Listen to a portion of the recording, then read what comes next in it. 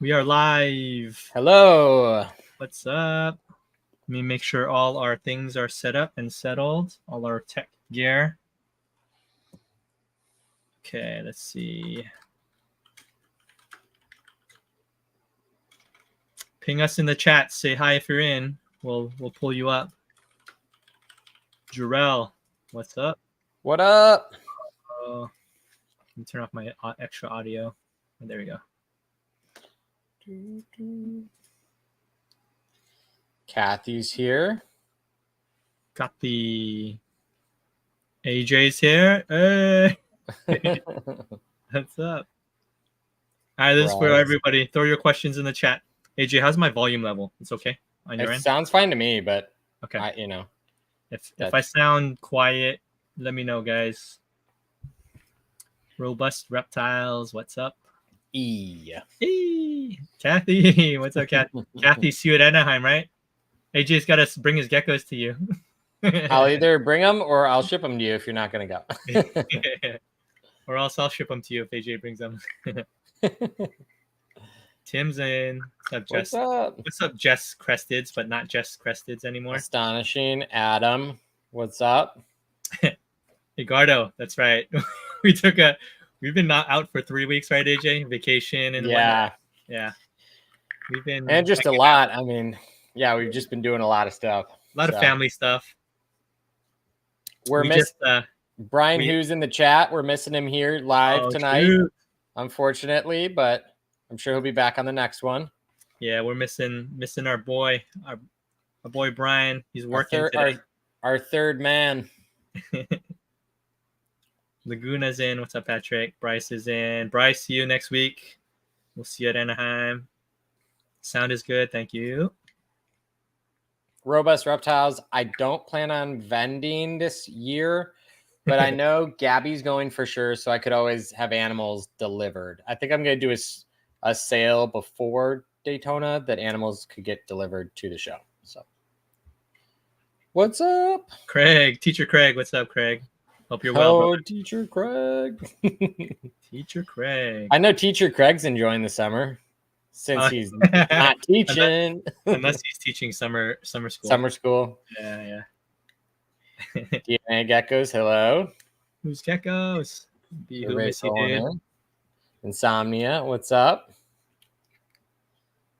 Okay. I'm gonna get my Reptile Club people to go. Yeah.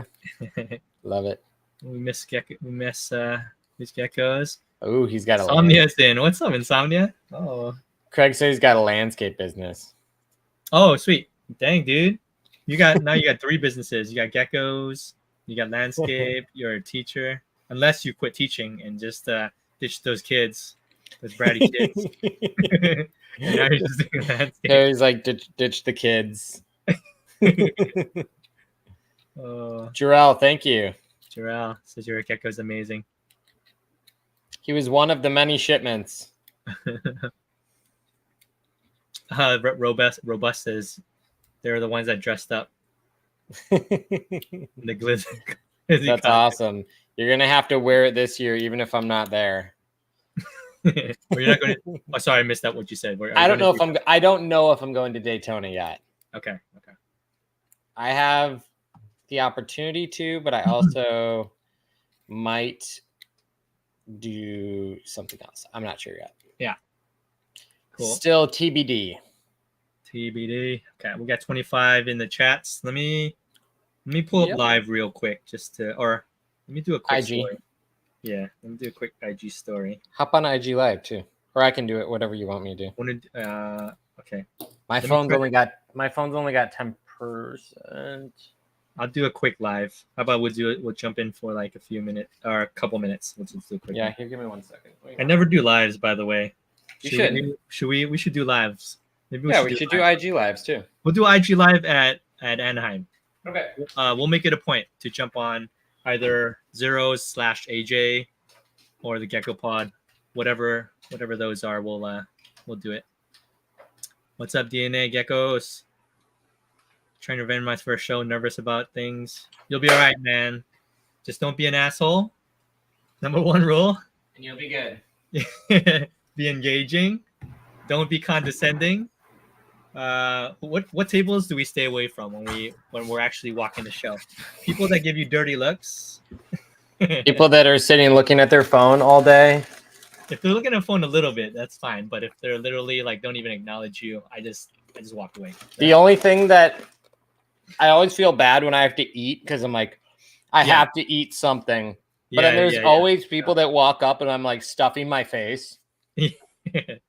As long as you have a friend. Trying to like shovel a burger down and like somebody's like, oh, this one's really nice. I'm like, yeah, it's nice, thanks. Well, this time we have a ton of people behind our counters. We have AJ and I are vending next week at Anaheim. Yep. We have 8 table islands. We have 8 tables. We're going crazy. We're going big. Crazy big. We had a 4 table end cap at Pomona, but for this one we hit up Rami. We're like, hey, let's do an 8 table island. So we have Andrew White Tank Exotics will be vending with us, Ralph Crested Spectrum, Brett Morph Menagerie, and then you and I, and then we'll have a couple helpers helping us in the back. So yep, should be good. Yeah, it'll be really good. It should be good. AJ, what was that Chinese place by Tinley? I think is it the one with the boba? What's it called now? It used to be called Joy. I think it's called Joy now. Brian will know because the cup. It's called Joy. Yeah. The icon looks like the logo. JoJo is what it's called. JoJo's, yeah. So I used to go to the one that was in Chicago. It was called Joy. And then it was called Joy in Tinley Park too. And then I think they like split off. So now it's called JoJo. JoJo. Let me do a quick live. Yep. Double live. 3, 2, 1. Okay. That's funny. I'm not used to going live on Instagram, so I'm like all nervous. Meanwhile, you're live on YouTube right now. We're live on YouTube, but we're also. That's funny. Let's see. I feel so old. I don't even know how the lives are working. Don't go live on TikTok, Harry. Then you're really gonna feel old.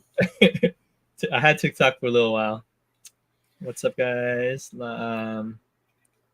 Okay, we'll just wait a couple more minutes. A couple more people to pour in, and we can continue chatting. Yeah, I'm excited about California for sure. Yeah. We're going big. We're gonna bring a lot of animals. I know I'm gonna do a big preview / I'm gonna announce it probably tomorrow. Yeah, I'm gonna do like a big preview and like I'll have like a slight discount for pre-buys before the show. Yeah. That anyone could buy, but I'll do like a big, live stream kind of thing. So yeah, I'll do that probably Wednesday, and then I think you're gonna do one either on Wednesday or Friday, right? Yeah, I might do one Friday since I have all my animals cupped up, and maybe on Friday if we have time, then I'll do a preview before the show starts. So nice, Saturday. That'd be good. What's up, guys? There's only 4 or 5 on. What's up, guys? We're live on the YouTubes. Jump into YouTube, and we'll see you guys on there. I'll leave this up for a little bit. Just write a comment on there, Harry. Oh, how do you do that? So write a comment just in the chat and then pin the comment so you can like hold the comment and pin it. We are live on YouTube. And then just comment it and then pin the comment. See you there. It's not my first. So hold it. Yeah. So, pin comment. Okay. Yeah. Okay. Awesome. And then you don't have to keep saying it. I'll stay on for. There's only one person on there. That's fine. People filter through. Just leave it on for like 15 minutes or something. All right. Cool. Sounds good. Yeah. The YouTubes. Horizon Crested. Yeah. Callie. Table. Bryce. Callie. Oh, Bryce will be hanging out with us, right, Bryce? We'll see you guys. Yeah. See you there. 8 tables is crazy. David from Rogue River. Hope you're well, man. Staying drama free in the US. No.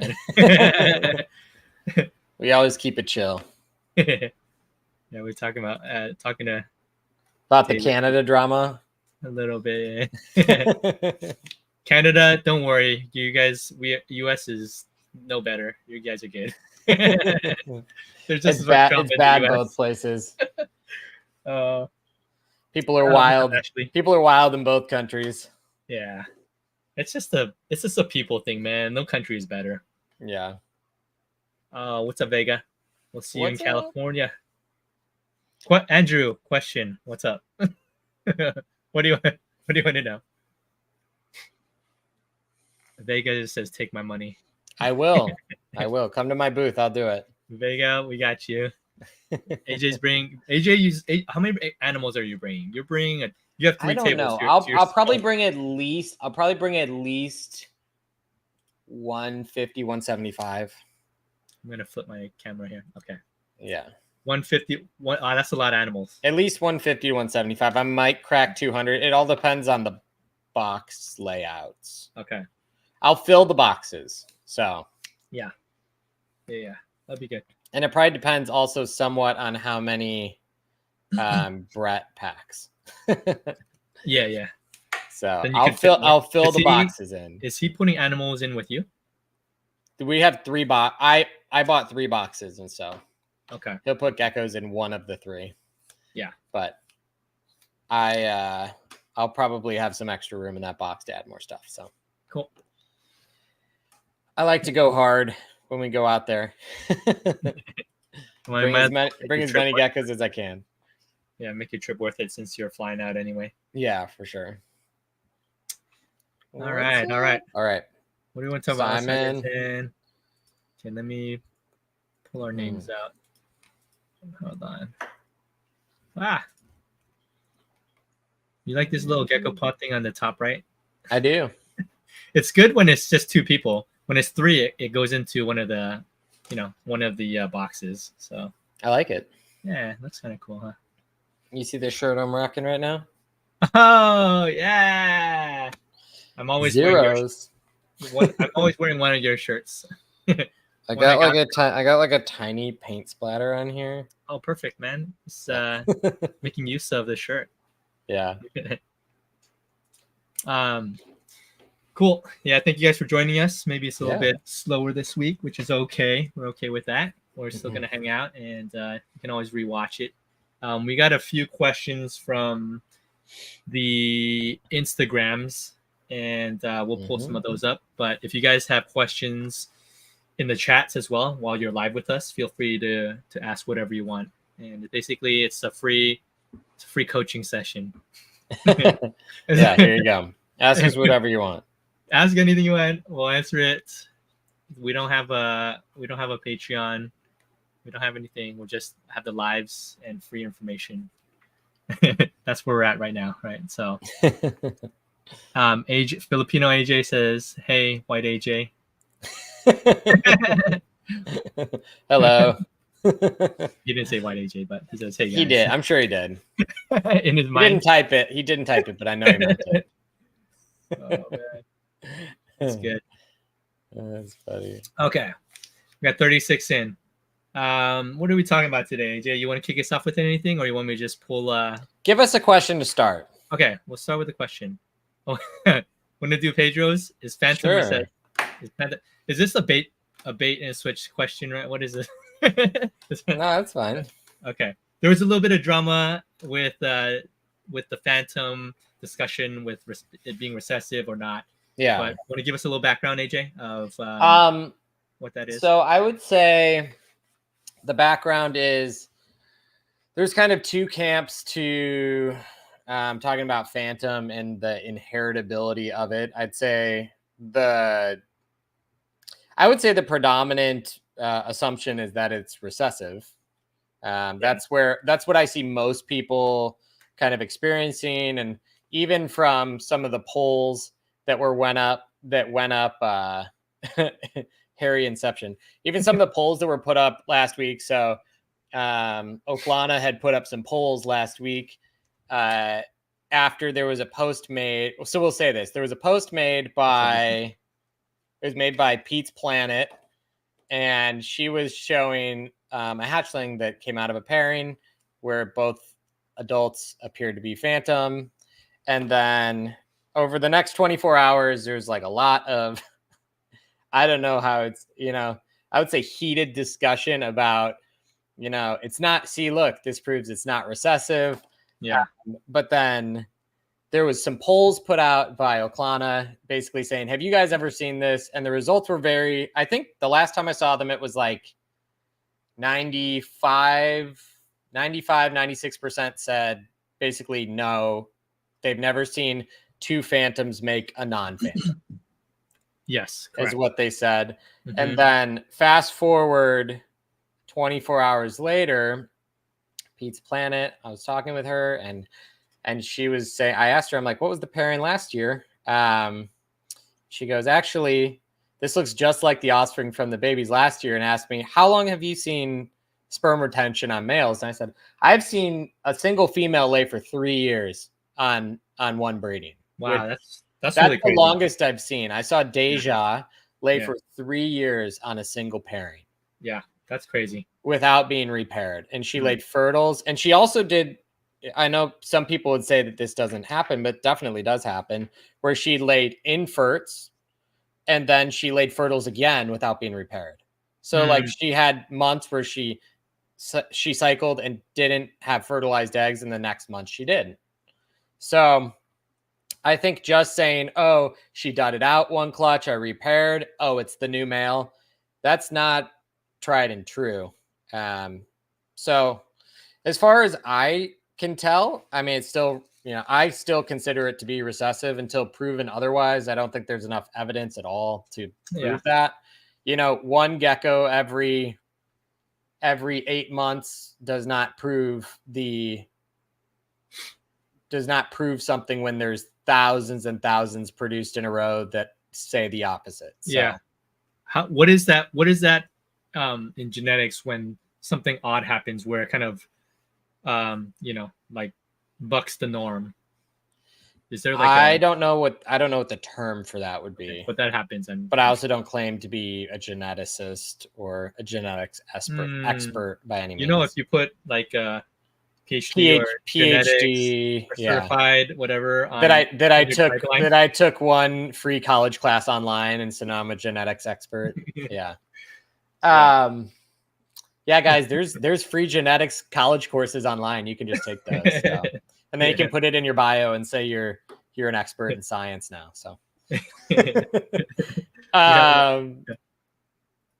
what's up, Austin? Good to see you. Yeah, so as far as random mutation, so yeah, I mean, that's the reality. And I know that, we were talking with Brian Hu about this, and other people have said this as well. Even, for example, Brian had talked about when he was breeding albino leopard geckos, he was breeding albino to albino, so recessive traits, visual, homozygous, recessive animals, albino times albino.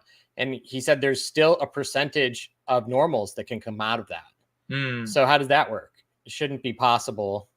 So that doesn't mean that the trait is not recessive, but it could mean that for whatever reason, the trait was not inherited. So, I don't know how that happens. I don't know if it can then, basically revert to the wild type, phenotype. If the gene isn't inherited, I'm not sure how it works. Like I said, I don't claim. I don't claim to be an expert by any means. But I know Noah was saying how, like, when you do reds to reds or yellows to yellows, then it follows something. But then if you mix some or something, but he also said if you breed red to black, you don't make phantoms. But I made a bunch of phantoms. If you breed red to black and the black is het for phantom, you make a bunch of red phantoms and dark phantoms. Okay. So no, I mean, you can make every color of phantom. You can make black phantoms, red phantoms, yellow phantoms, lavender, yellow. You can make every color that exists in normal animals. You can make that in a phantom. So it's not linked to a color, but I will say this. I do think that so I remember back in the day when I, like say rewind back to 2005, 2006. Yeah. The first geckos that we saw that were red or yellow, like really yellow or really red, were phantoms. So what people did was they bred those. So like I remember like Dragon Town Reptiles had amazing red crested geckos, right? They're all red phantoms. Right. So people would buy those and then they'd breed them to non-phantom animals, essentially making, red animals that were het for phantom. And then they just kind of continue to be bred. And then people are like, man, these phantoms or these patternless animals keep popping out down the line in the genes. I think that what happened was the original phantom animals that were either came out of the wild collection or out of, some of those early animals from Rapashi. Yeah. A lot, there was reds and yellow phantoms that came out of there. I remember how I made my first yellow pinstripes. I took yellow phantoms and I bred them to dark pinstripes, essentially making my yellow pinstripes all het for phantom. Okay. And so that's why majority of my yellow pinstripe Yellows lines are produce phantoms. Yeah. So like your reds. A lot of your reds are het. Yeah, like the bloodbath, like almost all the bloodbath stuff is het. Yeah, I got this red lily white from you early on when I first started. And that thing's het, right? I had no idea it was het till I paired it to some other stuff. Either phantoms and what I thought was non-phantoms, but turns out they're hets. Like just producing like these other phantoms. But then do you see some pairs where you don't produce any phantoms out of those pairs? Actually a lot, yeah. Yeah. So proves the point that it's a het, right? It's just it's not it's not I get a mix of both. So how does phantom interact with Axanthic? Is there typically any white still or just all black? What kind of variation are people seeing? There are a lot of phantom Axanthics. Yeah, right? I mean I would say both Axanthic and phantom are pattern suppressing.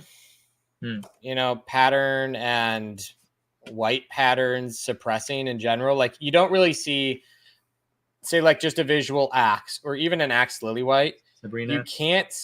You can't make as high of a pattern of Axanthic as you can, say, just like a full coverage, like a full coverage Harlequin. It's really difficult to just make that, but in Axanthic. It's not just A plus B. Oh, the hets are nice. I made visuals. They're going to have just as much pattern. Axanthic is doing something to reduce the amount of pattern that shines through. Right. So when you also combine that with phantom, you get even further reduction. So you get more kind of unicolor bodied animals. You can still get white on them, but it's just not nearly as much as the non-phantom. Yeah, I think you and I both a couple of seasons ago we bought visual Axanthics from somebody who's no longer in the hobby, and they were phantom Axanthics, right? Mine's not a phantom. Oh, yours wasn't? No. Okay, mine was. Yours is. Yeah, let me see if I could pull it up. Mine didn't. Did mine have any white? I don't remember. No, it's all gray. Okay, it's all gray because right now my Axanthic's at AJ, so I forget what it looks like. Yeah, she's just all gray. She's beautiful. Okay. Let me see if I could. She's awesome. Picture, but yeah. Are we seeing white spots coming through well on Axe? If they're not I guess if they're not phantoms, you can see. Nah, I mean like dripping, kind of like white spot. I don't see a lot of it. It seems like the pattern that makes it through the Axe, like when the Axe conversion is white pattern. It's not yellow pattern or orange pattern, yellow pattern or orange second. It's not that secondary pattern. It's the white pattern. Porthole in theory would, because it's basically white pattern on a phantom. I don't think the white spots. So that's like portholes, what you see there on yours, Harry. A couple ports on mine. I don't think like white spot trait really passes well through. Yeah. You don't see super drippy Axanthics, for example. Yeah. The Axanthic lily white is pretty cool. Yeah. Yeah. You get a lot more white in there. Yeah. But even though that's a stellar example, it still doesn't have like as much white as a lot of lily whites would have. Yeah. Out of the egg. For sure. Yeah. Are you aware of any line of Codom Axanthic? No. It's all recessive. Not currently. Yeah. Not that anyone has talked about. Going back, actually, I did go to college for genetics. Just didn't finish it all the way through. You got to put that in your bio, though. Put in your bio. Claim you have a PhD, and you'll be good to go. To say, went to college for genetics, didn't finish. That's all you have to. You don't even have to say you didn't finish. It makes you an authority in the community. You can say whatever you want now. You just say university trained in genetics research. That's all you say. Certified. You're certified. It doesn't mean anything. It's just complete BS. Oh my goodness, that's funny. Okay, people have some questions. Going back to murderous, the red times red pairings always produce dirtier reds. What do you suggest for the brightest reds? Red times lav. You do a lot of reds, AJ, or you have a lot of reds at least. You've experimented a lot, so this one's for you. Yeah, lavender is good. It depends on the red animals. It's really hard to say. It's not always red times red equals mud. But I would say that's a more common occurrence. But I mean, go look at, for example, like underground geckos of Texas or Rockstar. They're breeding red ports to red ports, and theirs are red. So it's not always the case. Yeah. I think part of it is a lot of people cross reds in with darks. Yeah.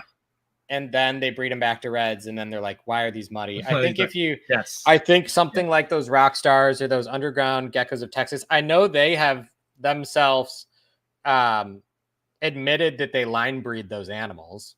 And so they're probably selectively breeding out some of that mud and that kind of dark pigment that might be kind of underlying. I know Underground has talked about line breeding. I know Rockstar has too. Not every pair, but some of the pairs. But they're making really killer reds. So when they're doing red to red.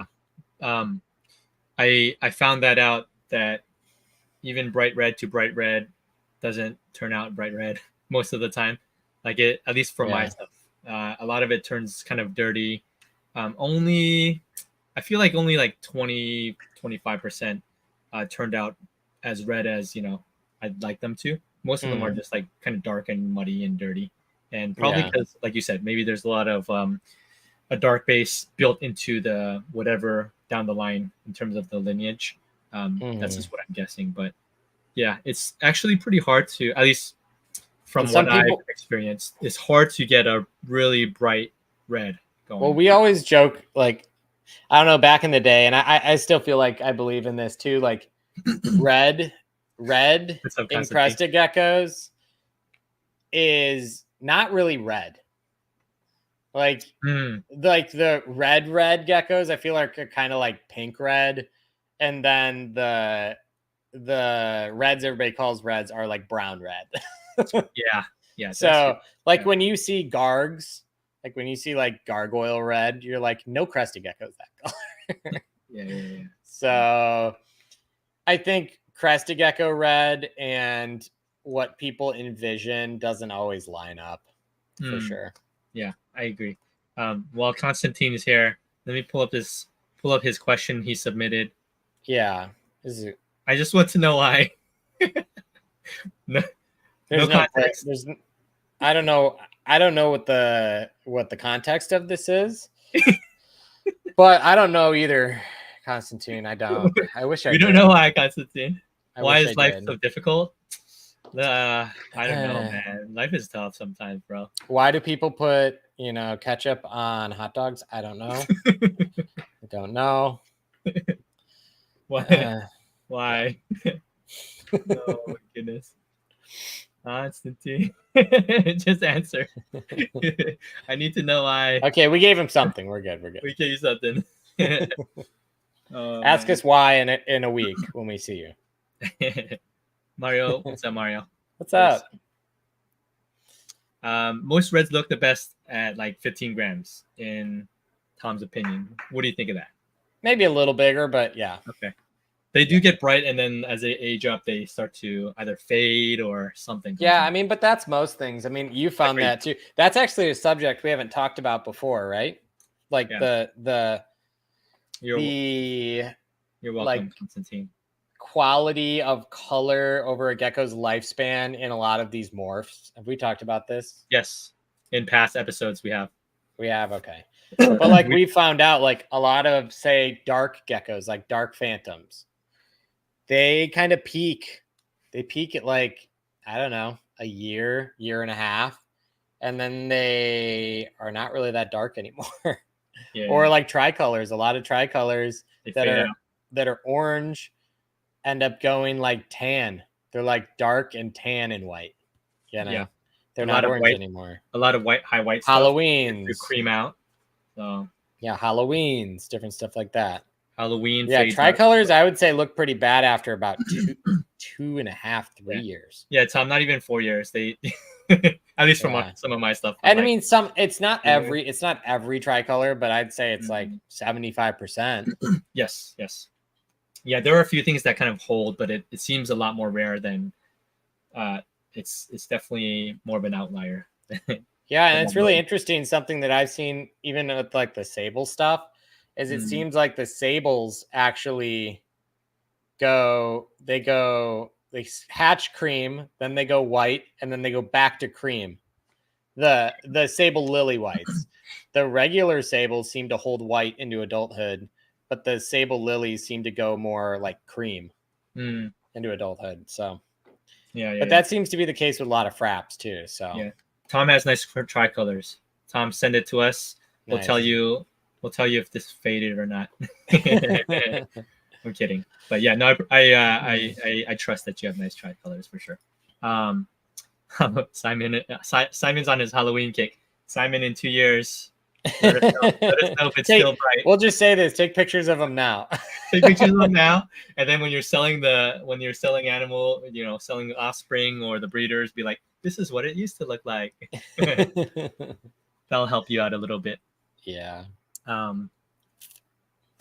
missed one up here. But that makes sense. I mean, people do that with everything. People do that with when they sell dogs, when they sell, other animals. Like it's always get them in their prime. Yeah, you get all your pictures and everything their prime, because that's when other people are going to take pictures of them too when they produce offspring. So yeah. Britt asks, are you guys bringing any Axanthic to the show? Are you bringing anything, AJ? Axanthic? I think just hets. Hets, okay. Just I'll hets, bring yeah. I'll bring an orangey 100% het male. Yeah. Yeah. Do I have anything else? I don't know. I think I'm just bringing 100% hets. Yeah. I think until next season we'll have a lot more visuals next season. I think this season. Yeah, this season we're kind of doing we're kind of building out we're building out our kind of combos with Axanthics too and stuff. So. We'll have a lot more stuff next season. Axanthics, maybe we might have a couple Sables, fraps, all that stuff. Yeah, I might have a couple Sables at the show though. I plan to. Yeah, come by the table, see if AJ's gonna Sable lilies. bring some Sable. Yeah. Yep. Monochrome is the Kodam axe. I don't know. Nobody can tell you how monochrome works. So. No, nobody knows what monochrome is. You have to ask. Edgar for that one. But Edgar hasn't even told anybody how it works. Yeah, Edgar has no idea who we are, so it's okay. we could talk about it. Yeah. You could ask him. Go to his table and ask him how it works. He'll Oh, wait, there was another one I saw. Cuties. I'm just joking. Too bad. We talked about it. Question. I hate crickets, so I want to switch to dubias. Do you guys just throw dubias in the enclosures? Will they just hide and stay alive? I can answer this one for you. We've talked about this a few times. It's good to talk about it here and there, just so you don't have to mine the hundreds of hours of podcasts. but I used to hate crickets as well. And I have a colony of dubias, a pretty big colony. So I feed them like just yesterday, I threw in 4 carrots in there, and I fed a bunch of Pangea food in there, and they just like gobble it up in a few minutes. So I have a pretty big colony. I used to feed dubia quite a bit. When I had a smaller collection, I would tong feed them. Right, I would tong feed all my adults, all my breeders. I would tong feed the babies. And as my collection grew, I was like, I can't tongue feed everything. So I bought those dishes, those white dishes with those little cups. Yeah, like the no escape dishes. Yeah. I bought a bunch of those. I bought like hundreds. And then I would put baby dubias in there, and then I would just drop it here into my exoteras, my herp colts, and whatever enclosures I have. And for about maybe a couple weeks, they would snipe at them here and there, but it was so inconsistent that I eventually just gave up on throwing dubias. Inconsistent in their feeding response on them. Yeah. A lot of them wouldn't even eat them because dubias don't move a lot, so it wouldn't trigger that kind of sense of like snapping at them from the geckos. So I tried that for a good couple months, 2-3 months maybe, and I'm like, okay, I can't. It's not working. So maybe you guys have a luck. I'm not saying it doesn't work. I'm just saying for me, I didn't find luck in feeding them dubia unless I tongue fed each and every one, which is impossible to do that for 400 geckos. I mean, it's not impossible, but it just doesn't make sense. I would tell Will in this scenario, if he hates crickets, and I would tell you before I tell you to feed dubia, I would tell you to get a colony of red runners and then just blend them into the diet. Yeah. That's what I would tell you to do. Yeah. Have you ever blended dubias in? Yes, but the problem is they have these. So right at their shoulders, they have these two kind of like hardened chunk of shell, and that'll clog all your squirt bottles. Okay, got it. And then red runners are soft. Yeah, red runners are soft. So if you want to get a colony of red runners and just blend them, or freeze them and then blend them, that would be a good way to get, way to get insect protein into your animals. Yeah, you could do dubias too. You're just gonna have to take your squirt bottle and cut like 75% of the stem of it off, so that the hard shell chunks don't get stuck. Yeah, because it's so chunky. It's like blending into lobster or crawfish. So anyway, so I bit the bullet, and crickets are stinky and they're expensive. But I did it with the urging of Andrew Pino, with Brian Hu, with AJ. All these guys are just like, dude, just buy the freaking crickets. I'm like, okay. So I did the crickets, and I love it. Like, it's expensive. Like, it is actually very expensive, and it's frustrating. But it just saves so much hassle once your collection continues to grow. Just give them crickets. It's just they eat them from baby all the way up to once they start to get adult, they slow down. But crickets are so much easier. So yeah, you can do mealworms too. I just know mealworms are a little bit higher fat. So you got to kind of keep an eye on your animals. Yeah, I tried mealworms too before. Yeah, but yeah, I found the most success with crickets, hands down. Like not even close. Yeah. Drew Davidson, what's up? What's up? What's up, Drew? Good to see you. I missed that comment. Always supporting. Love it. Where do we get our crickets? I get mine from Gans, and Harry gets his from either Josh's or Pangea. Oh yeah, okay. I'm not gonna go too far into this rabbit hole because I talk about it a lot. You can look at my vlogs. You can look at other past ones, but Josh's frogs, like, it's so frustrating. They don't listen to this podcast either. So. Yeah, we're so small time. Josh's frogs doesn't know who we are. They don't care. I've given them direct feedback multiple times, and they don't listen. So they're not gonna listen to this podcast. So Josh's frogs in California, they outsource to Visalia, which is Basset Cricket Farm, I believe. You correct me if I'm wrong, but so far that's what I've gathered. And every time I get crickets from Josh's frogs that come from California, from Visalia, those crickets are so bad. Like I get so frustrated. Like I'm not one to call things out, but like I'm so frustrated with these guys. Well, when you've addressed it with them, how many times?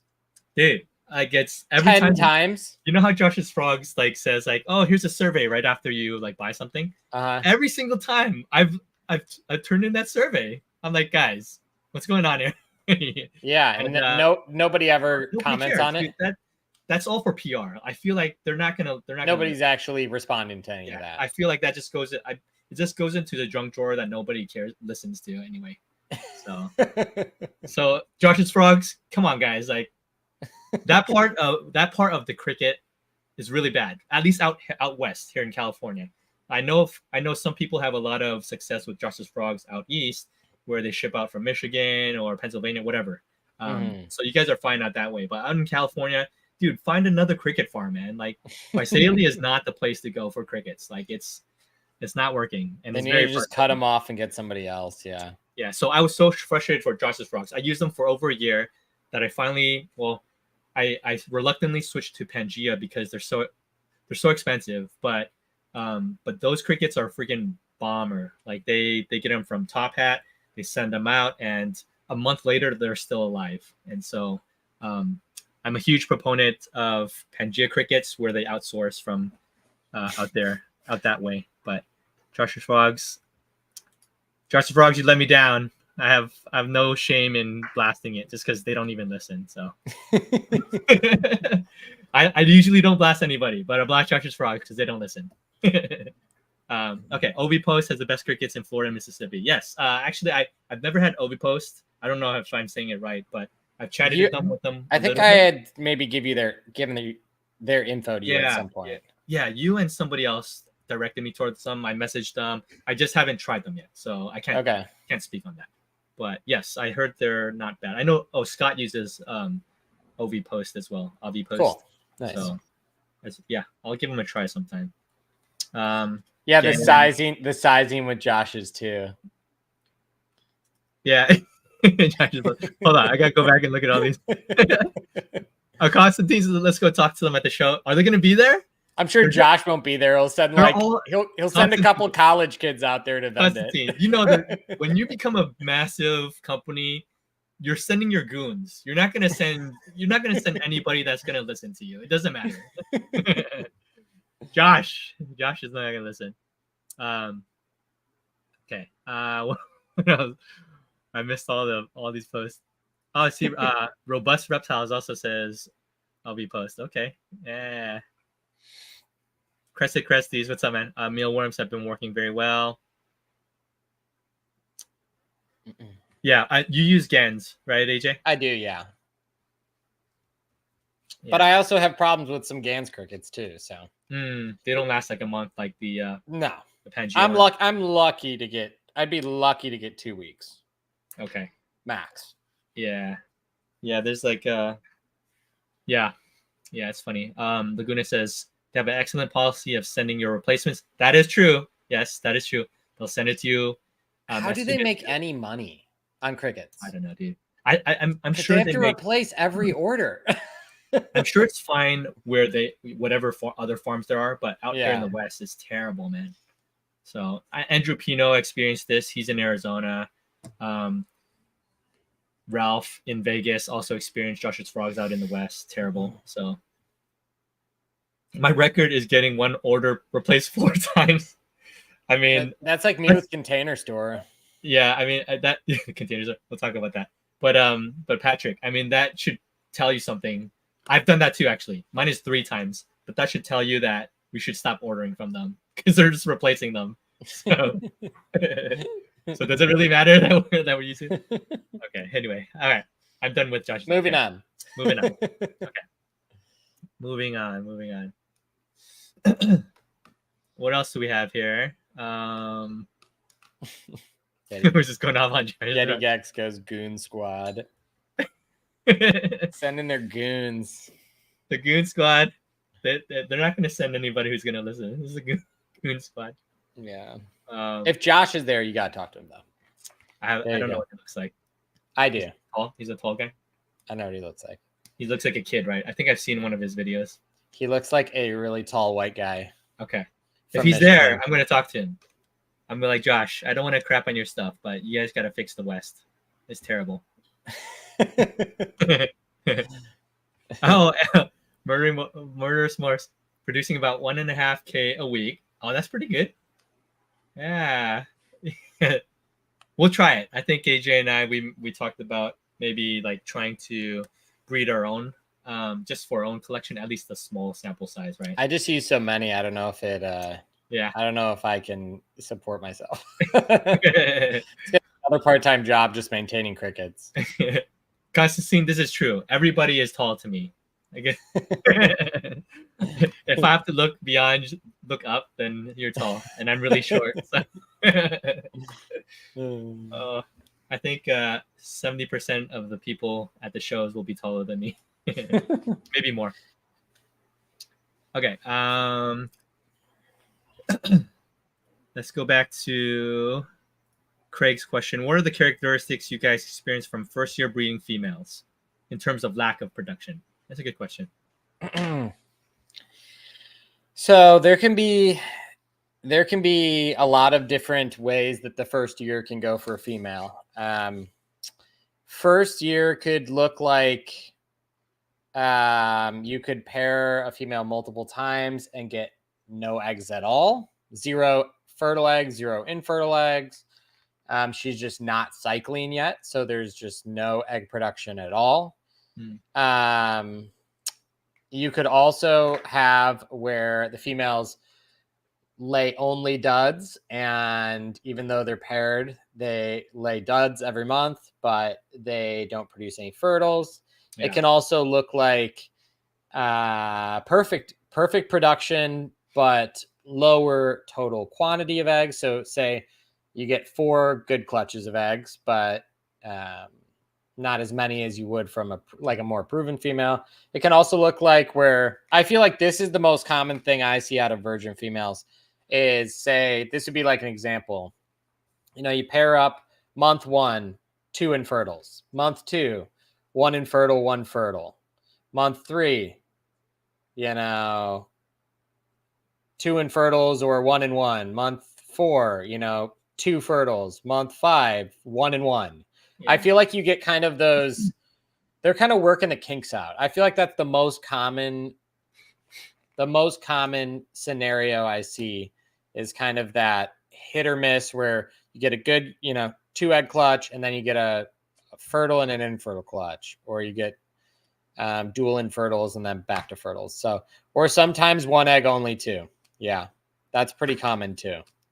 Yeah. Where they might go 1 egg for the whole first season, or they might go like, I know a gecko that like Ralph has here. He's got a gecko here, and she went 2 eggs, and then she went single egg, 3 clutches in a row, two or 3.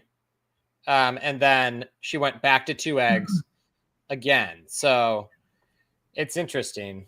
It's interesting how when they only lay 1 egg, does that mean that the other egg didn't form at all? I don't. That's a great question. Yeah, it could have just been that she only because they have 2 ovaries, obviously. Yeah. So it's like they only released a single egg that was fertilized or infertile or not fertilized. Yeah. So if that answers your question, that's kind of a broad answer, but basically saying there's a lot of different versions of what can happen, but there's a few that are more common occurrences.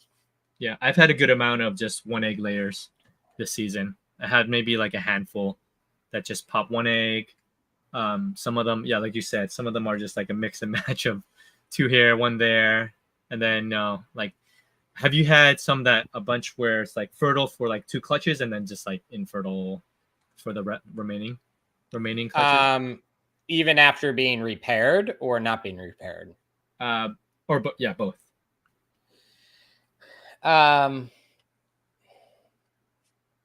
Not typically, not normally, where like they laid 2 perfect good clutches, and then even after I repair, say they lay a dud clutch, I repair them, and then they just lay a full season of duds after that. I don't see that too often. Okay. So if you just repair them, typically they should be okay still. Yeah, maybe just the initial push for initial breeding just kind of it doesn't take in terms of like, I mean, the strength of the sperm or I feel like a lot of first year females need a mid-season repair. Yeah. So a lot of my proven females, you can breed them 1 time and they'll lay the whole season on that one breeding. A lot of those first year females won't do that. Yeah, I've experienced that as well. So for my personal plans, I almost always plan a secondary breeding about 3 months into the season. So like after the 3rd clutch, I'll repair. Yeah, I've learned that from you too as well. Like just regardless, even if they're still fertile, I'll just do it just to. Yeah, in like the 4th clutch, I'll throw the male back in to kind of try to get a little bit more of a cycle through. So Yeah. Bryce asks, branch off of that question. What's your experience with females laying great one season and the next season only producing a few duds? It can happen. I mean, I had that happen this season. it makes sense. I mean, in a lot of animals, that's the case. I think sometimes we expect that these things are just gonna be, you know, like clockwork. Everything's always gonna go according to plan. It doesn't always happen. So yeah, and sometimes maybe their bodies just know to cool themselves, and so they need to just and some of them they'll lay like monstrous years. Like, oh, this female laid 10 clutches this year, and then the next year she's just like, all right, I'm gonna chill, or I'll kick out a dud here, a dud there, and they kind of just don't do much, and then they come back. So it's so animal by animal that it's really hard to like blanket say they all do this or they all do that. Yeah, it's pretty variable and kind of random. Yeah. So I mean, you will see it's really interesting if you ever co-house cresteds after a female lays. Very soon after, the male will want to breed her again. Mm-hmm. So I think there's probably some kind of a hormonal signal for that, that she maybe is about to begin that cycle again. And so the male is drawn to breed. But you'll see that if you ever like keep a pair together, very soon, you know, a day or two after she'll lay eggs, you'll see him trying to breed her again. So trying to make sure it's good to go for the rest of the season. Yeah. Does it depend on how old they are as virgins, or entirely dependent on being virgin or not? I feel like animals that are pretty old as virgins do actually very poorly. I know that, like, I've talked with Anthony from Little Monsters, or even in general, geckos that aren't bred as so if a female gecko sits as an adult and give us an age, like a 2-3-year-old. If it's 3 or older and it's sitting and it's not breeding, even if it's been bred before, if it's sitting and not breeding, the odds of that gecko having good production after that. So say like you breed a gecko from the year 2 to 3 years old, one season, and then you let her sit for 3 seasons, don't breed her, and then you pair her again. I'd be surprised if she gives you good production at all, or even any eggs at all. A lot of females, when you give them significant time off, they just turn into like potatoes that don't lay eggs. Oh no. They get so like chunky and kind of inactive, and they just don't cycle. I think you can change that by getting them down to a more moderate weight. They might start cycling again. But so if you bought a virgin female that's 5 years old, I would never do that personally. But you're kind of asking for trouble with that. So a lot of times when people say they're gonna like give a female a few year break, it's kind of like a death sentence to their reproductive system. Okay. In my opinion. So don't, or so just from your experience, like try not to find animals that are too dormant. Yeah. Or they'll lay single egg clutches, or really, really inconsistent egg laying. Oh, I got 3 single eggs this year from this female. You'll see a lot of that kind of stuff. Yeah. Is there a reason why a female would lay a super giant egg than a super tiny one repeatedly? I don't know. I don't know the answer to that question. I only know, I wouldn't say it's a super giant egg. I've had ones where like it's a giant egg and then one is just like a shriveled up infant, like it's like a dud. I've had that. I don't know if that's what Kelsey is talking about, but I have seen those gigantic eggs where it looks like 2 eggs joined like end to end. Yeah. But yeah, it's like a dookie log, long dookie log. I did not see that coming.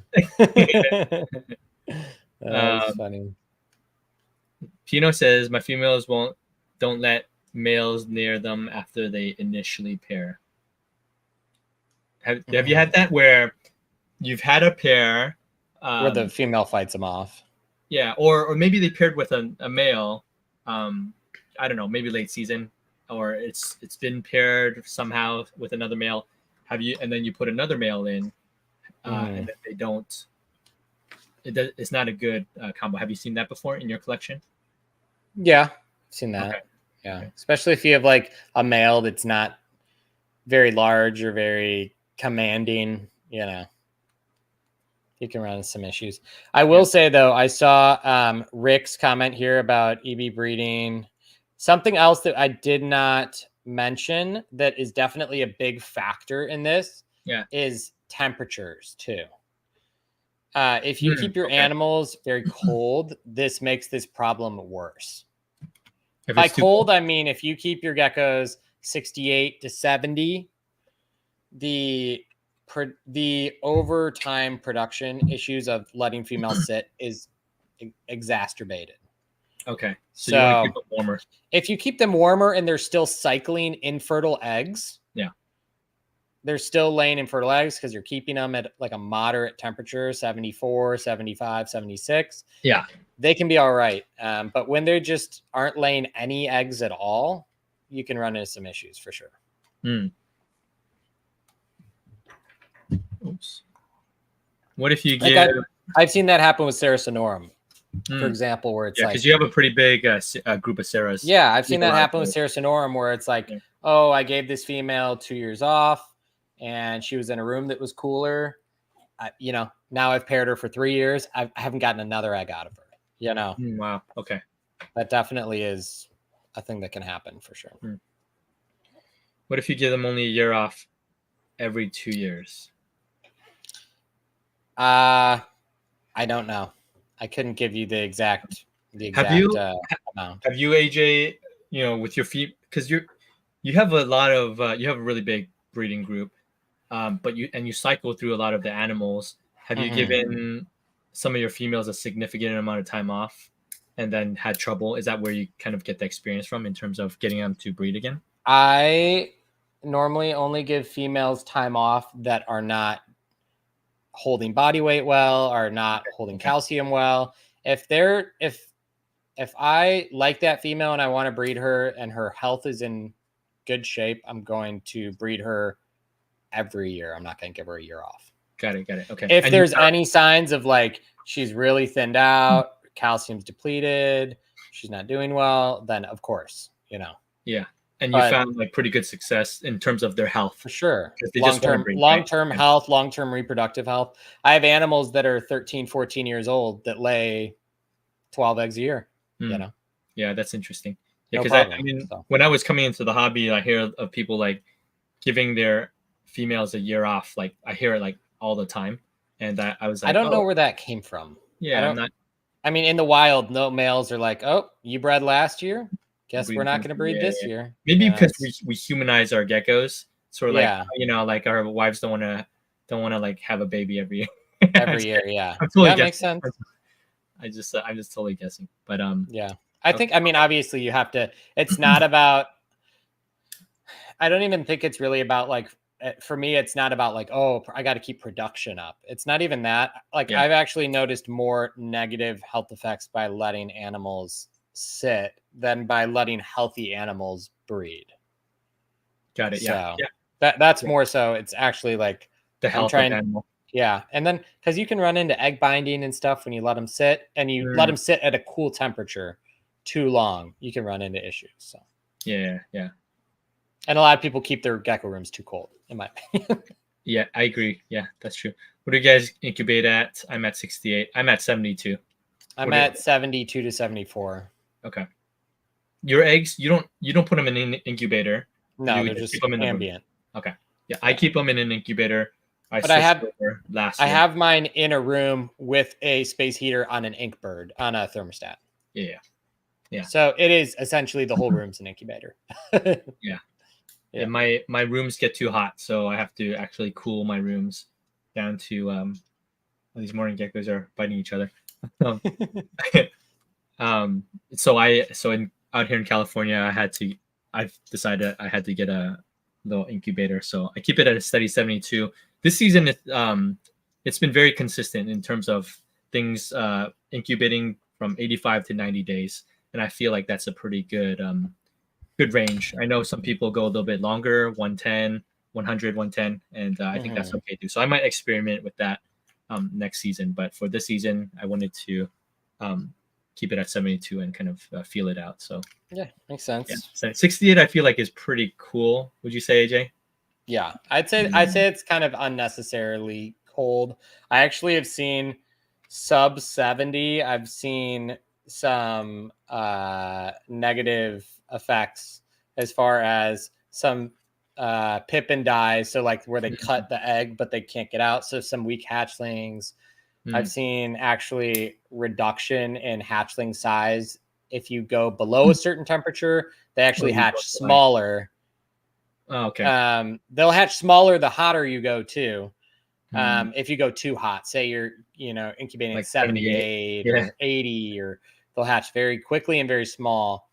But the same thing could be said, they'll hatch very slowly and very small if you go too cold as well. So there's a good range, maybe like 70 to 75. I think that's fair. I feel like that's a pretty safe range. Yeah. Just from my experience with talking to people, and that's why I do 72 to 74, where it could really, my temperatures are probably more 70 to 74, but 72 is pretty average for it. Yeah.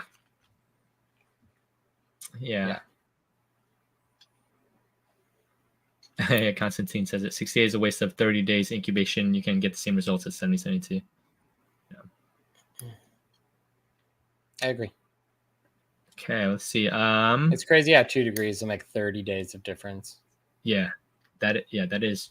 I found that to be somewhat true as well, which is nuts. Opinions on melanistic Uris. We both breed Uris. I don't have any opinion. We are unfamiliar with melanistic Uris. Yeah, I've seen a couple pictures of what is claimed to be that, but I don't have any opinion on it. Yeah, same. I haven't seen any. Send us pictures though if you have them. Going back to this, breeding crickets made me realize I'm a 100 or 1,000,000% okay paying for someone else to do it instead. That's a great comment, because I was like, yeah, that's what I was already thinking. But yeah, I mean, I think especially if you're selling geckos and you have income coming out of your gecko business. Yeah. I know for me, like if I look at my cricket bill per year, it's like crazy. It's like 2% of what my gecko sales is. So it's like, okay, yeah, I'll pay for them. Part of me wants me to just breed them though. I've bred them in the past. I want to breed some just because I kind of want the challenge though. And I have a separate space that's not in my house that can be all stinky, and I don't care. Can you breed them and then I'll buy them from you? I'm sure it'd be stupid expensive for me to ship them to California. Ship them to me, and I'm gonna say they arrive dead. You have to ship me another one. Yeah. Any going back up a little bit? Any tips to get chunky females to shed some grams outside of feeding, less quantity and less frequently? No. Unless you like hand walk your gecko like nonstop, maybe. I don't think that's even going to make a huge difference. I really think you just need to reduce. I mean, if you think about like humans, the way that humans lose weight is calorie restriction. It's being in a calorie deficit for an extended period of time. Yeah. So it's not like rocket science how to lose weight. I think people just don't like to do it. Yeah. So, me included in the past. So same thing with geckos. I mean, I think you just probably have to go to a 2-a-week feeding and reduce your quantity of food and watch them lose weight. So that is a good answer. People just got to hear it. Just don't feed them as much. Yeah. Austin wants to buy from me. Well, Austin, you can come take care of the crickets at my house, and then you can buy some. Austin, for those who don't know, he lives out by AJ, so he helps them out. Yeah, just have Austin in charge of breeding the crickets. And you're like, Austin, for your pay, you can take whatever crickets you need. You can take as many crickets as you want, but you also have to do all the work. What do you guys think about Kingpin? That's actually what somebody else asked on Instagram. Let me pull that question up. Is DT exotics? What do you guys think of the KP, which is Kingpin, and what's the SKP? Super Kingpin. Super Kingpin from Elite Cresties. So the Kingpin is what I'll pull it up as you talk, AJ. But it's basically this tangerine-ish animal, right? Yeah, it looks kind of like tangerines, or kind of like what like Suspenseful Steve, or like I don't know. There's a handful of other people on IG that have something that looks kind of similar. It looks similar to even some of like the fringe morphs kind of version of tangerine as well. So I don't know. I think it's one of those things where I know it's actually not like that. It's really not even that new, but I would say that the amount of information that they have relative to how many years they've been working on it, there's not a lot of information. So if they claim this is a super because of reduced scalation and semi-translucent skin, I've read the posts that they've put out. I just think that it is, I don't know. I'm still not totally like sure of what I think. It's just very tangerine-y animals, basically. Yeah. I do notice that in some of the lilies I've bred this year, not out of tangerine stuff, they've been more pinkish and then up to like even tangy dorsals, right? Like, is there an explanation for that? Have you had that before, AJ? Just like yeah, I have for sure. Does it maintain that color as it grows into adulthood, or does it fade out?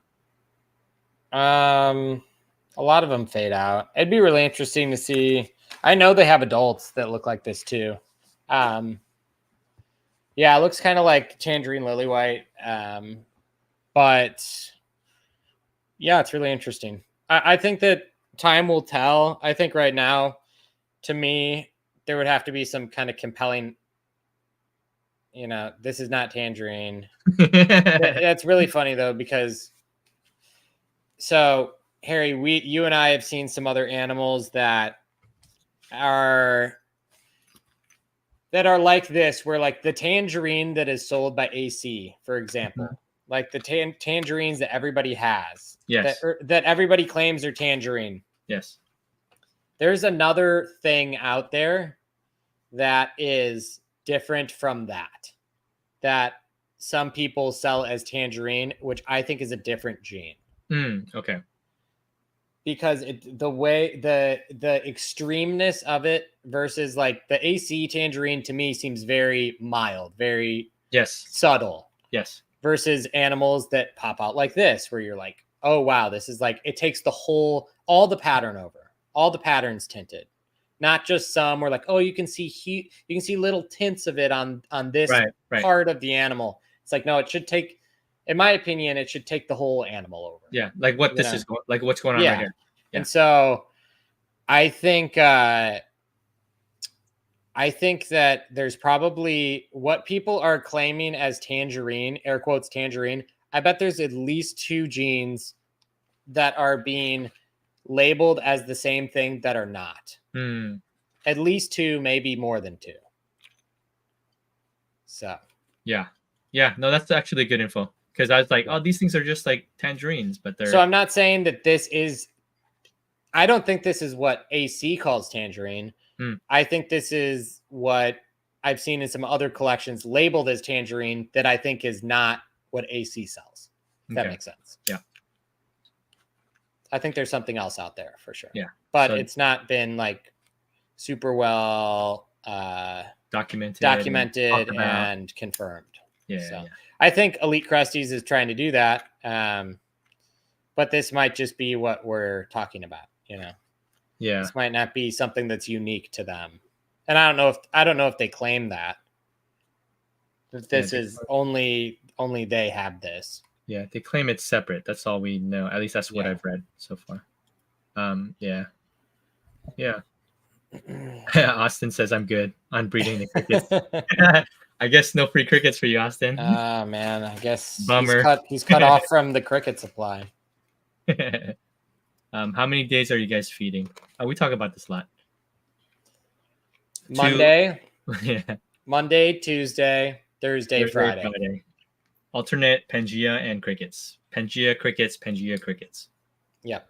Yeah. Monday, Pangea, Tuesday, cricket, Thursday, Pangea, Friday, cricket.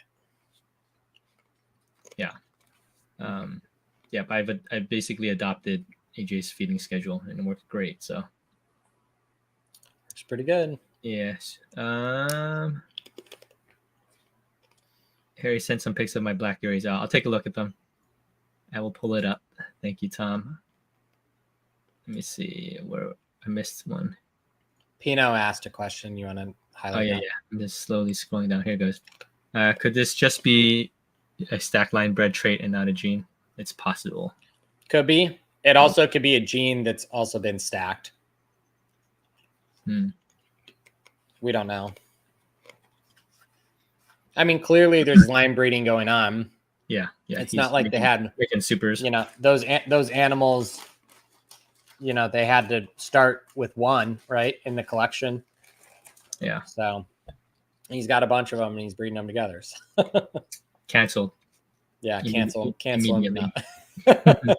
No, we're not about that life. We're not about the no canceling. We want to support. Okay. Mario. Yeah. Monday Pangea, Tuesday crickets, Thursday Pangea, Friday crickets. Yes.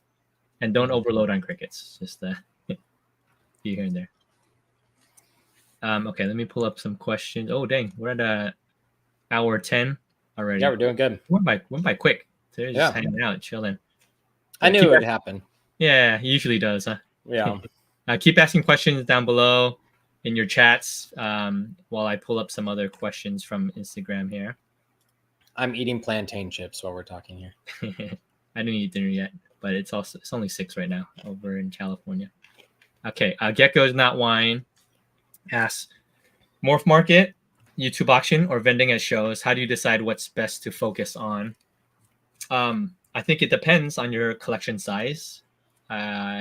It depends on also your age of your business, probably. Meaning like how well known are you? Yeah. Okay, correct. Yeah. So let's I think if you had 100 followers or if you had 300 followers and you started a YouTube auction, that'd probably be rough. It wouldn't have a lot of traction, I think. But if you're vending shows and you're doing morph market, I'm not saying you couldn't do it. I just think that it would be that wouldn't be my first choice if you were newer. Correct. If you're not as known. Yeah. I would build an audience first. And that's something I talk a lot about in my vlogs is that it takes a while to kind of build an audience to get people to know you. Even if you have like 1,000 followers, I find that even 1,000 isn't that much, like in terms of being known.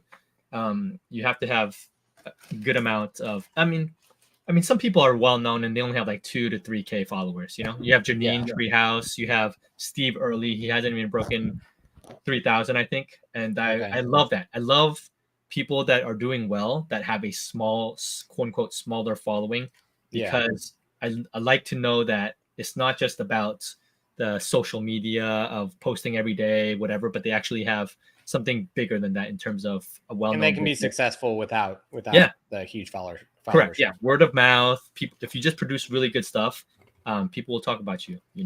I mean, if you look at my account, my account is like what 80, 83 something, 8,400 followers, and there's people out there that have 100,000 or they have 20,000 followers, and I don't really feel like I'm lacking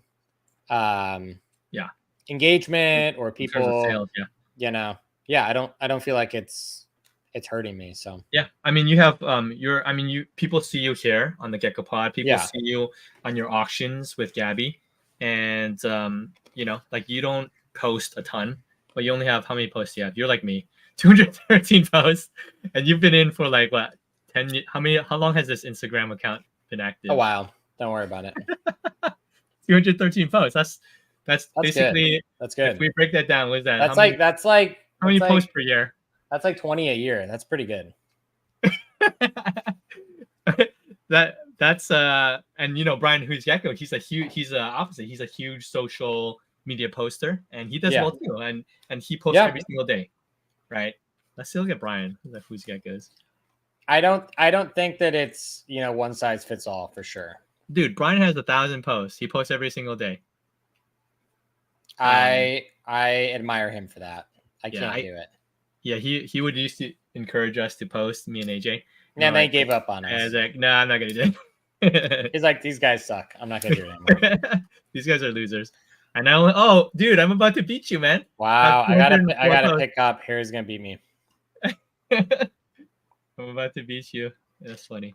But going back to YouTube auction, the point is that you don't have to be like a crazy post every single day, post cringe videos just for followers. Before I tell you to do live auctions, I'd tell you to do lives. IG lives, TikTok lives. I would do that before I would do like live sales, because I think you also have to kind of start getting people like interested in following you as a person and as a breeder before you kind of make that cross into sales. Because if you're just like out of nowhere, you're like, hey, we're doing live auctions. People are like, who is this? I don't know you as a person, So. Yeah. The thing is, when I first came in, then I tried to avoid buying from randoms.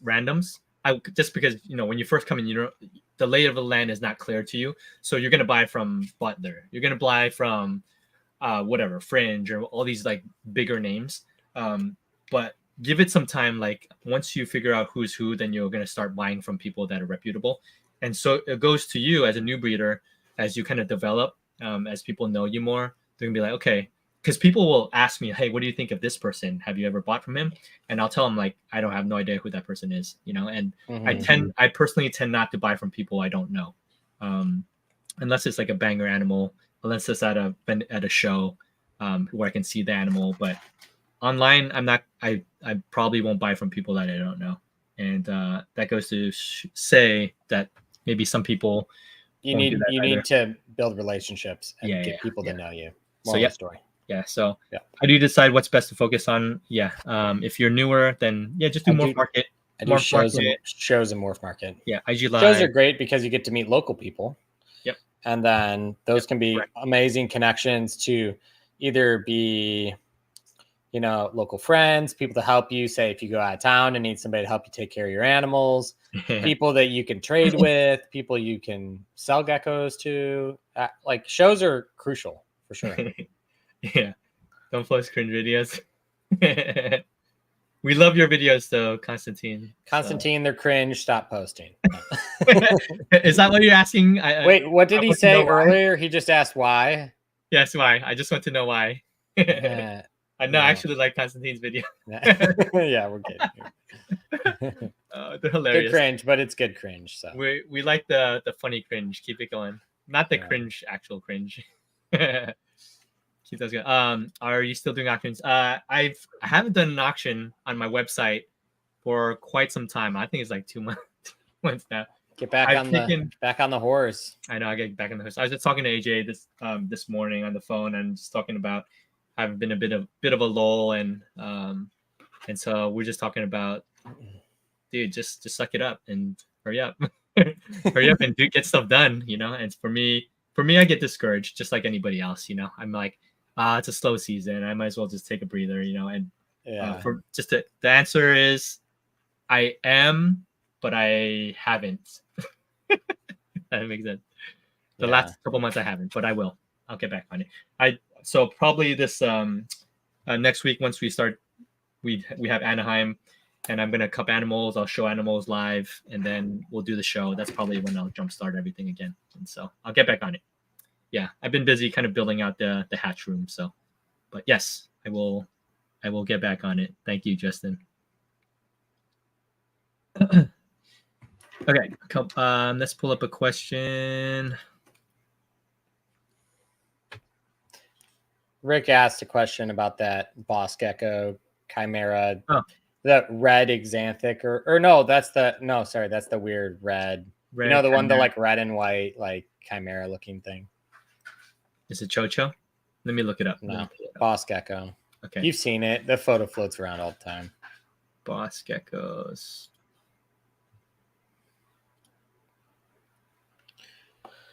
One second. I'm going to let my dog in. Okay. My dog's scratching at my door here. Yeah. Boss gecko official? That's not it, is it? Boss hogs? Maybe I haven't seen it because I'm not super familiar. What is it, Rick? What's the what's the person's name?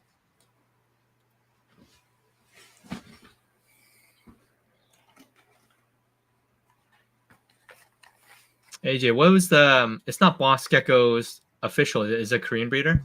Yeah, it's a Korean breeder. Is it this one? It's not this person, is it? Might be.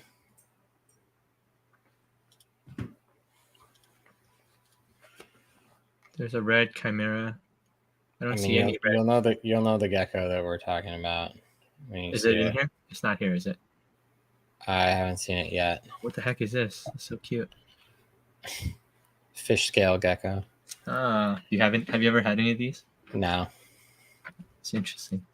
Okay, so it doesn't seem to be in here since we're like 2023 already. All right, never mind. Never mind. Move Rick, on. If you have Rick, send us the photo and we'll get on the next one. Send us photo, or else like tell us the name of it. Otherwise, we'll. Is Boss Gecko official? Yeah, it's not on there, Rick. We're on there. I don't see any red chimera geckos. Anyway. What about the vlog? Yes, Simon. Yeah. Hey, we're gonna shoot some vlog type content. We're in California.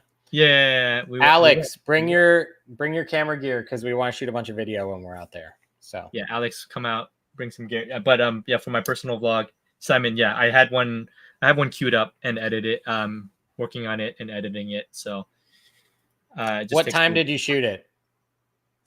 Not at night. It was, dang.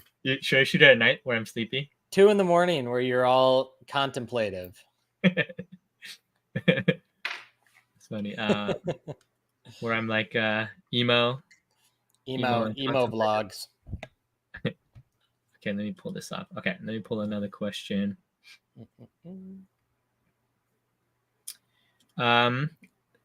Lot. How do you say that? We chat with her, but I don't know how to say her name. Lottie.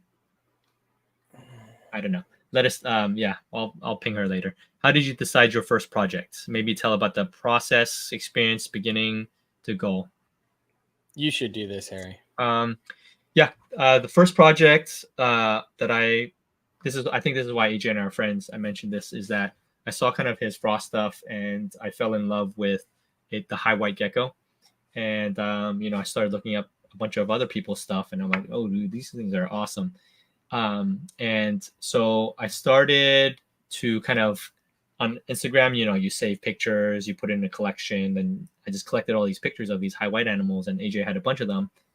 And I messaged AJ early on and said, hey, I wanted one of these animals before they were called Frostline. And he said, okay, yeah. And then so I just, we went through that process. I picked out a couple animals and I started building out a high white thing, not just with AJ's lines, but also from Donna, Crimson Cresties. I picked out some other stuff from CJ, some stuff from Gabby, some stuff from I just basically collected a bunch of high white stuff from different breeders so that I can kind of cross them together. And 3 years later, I'm still crossing them together and trying to produce high whites. But would you say that the stuff that you made, so you've bred 2 seasons so far? I have 3 breeding seasons. Are you breeding any offspring this year that you produced the first year? This is my first year. This is my first year where I have offspring big enough, holdbacks, where I can breed them to the crosses. So Did you do that this year, or is that like 2025? I did that this year for a handful of them because I don't have a ton of them. And then this year, late last season, I produced a bunch, and so this year they're almost ready to breed too, so I can pair them all back together. So either a late season, which is already pretty late, or else I'm just gonna wait till the beginning of next season. So yeah. Yeah, I think you'll see. The most fun part is the next phase you're gonna have, which is taking the animals you produced, yes, and breeding them, and then now being able to take your first step of like refinement on your own. yes, yeah. Like that's a huge step for sure. I think once as a new breeder, once you get like what you said, once you get to pair your own stuff that you bred, that's I feel like that's pretty monumental. It's stuff like that you didn't buy, stuff that you actually produced, raised, selected. These are the best of the best. This is the look I'm going for, and you're able to raise those out and then breed those. That's yeah. So I'm like halfway there. I have maybe like 1 or 2 pairs like that, and the rest of them are still growing. They're close, but they're not quite there yet. So that's a very rewarding step for sure. Yeah, it's nice, man. Like it just, I mean, it's just because it goes to show just like how long it takes to get to this point where for sure, where you're legitimate in terms of breeding your own stuff. You know, I mean, that's why even when like I'm talking about things with my wife, like projects I'm gonna work on or whatever, it's like, yeah, this is the thing that I'm gonna produce in like 5 years. And it's so crazy to think like, you know, a lot of these things are so long term. It's like, okay, I'm gonna produce. I know I'm gonna produce. I'm gonna have to do these 2 steps before I can even make this. Yep. Kind of a thing. Yeah. Actually just putting that into plan and just sticking to it. You know, it's like that's the hardest part, is not abandoning plans halfway in. Yeah, you're deep in also with buying animals. You're like, it's taking forever. Yeah, that was my vlog I'm gonna put out soon. It's expectations versus reality in terms of just thought, you know, just the longevity of projects and how long it takes for, you know, to become more well known in the hobby, and also to have more breeding under your belt. So for sure. Yeah. Southern Star asks, those of you with sable animals, do they lighten or darken with age? I guess you're just producing sables, right, AJ? But I've seen a good amount of sables grown out. Yeah. So I would say so in sables there's kind of these ones that are, I don't know how to say this, kind of like gray, like lightish gray, purpley gray. And then there's ones that are like purpley black as adults. It seems to be that there's kind of 2 primary base colors, but then now I've seen like Harry, you sent, was it you? No, it was Alex sent me one the other day that was like orange or like reddish orange that somebody claimed it was sable lily white. And then today I actually hatched a yellow sable. I didn't think it was possible, but I know that Steve Early hatched 2 in the last like 2-3 weeks, and I had eggs brewing, and Steve hatched one yesterday, and I sent him a message like, hey, you selling that one? And he's like, oh, it's sold. And then 12 hours later I hatched once. So yeah, I mean, you can make yellow sables too. I don't think I've seen a yellow sable come out of Korea. But it'll be interesting. Yeah, to see them grow out. To see if curious how the sable gene affects the yellow pigmentation.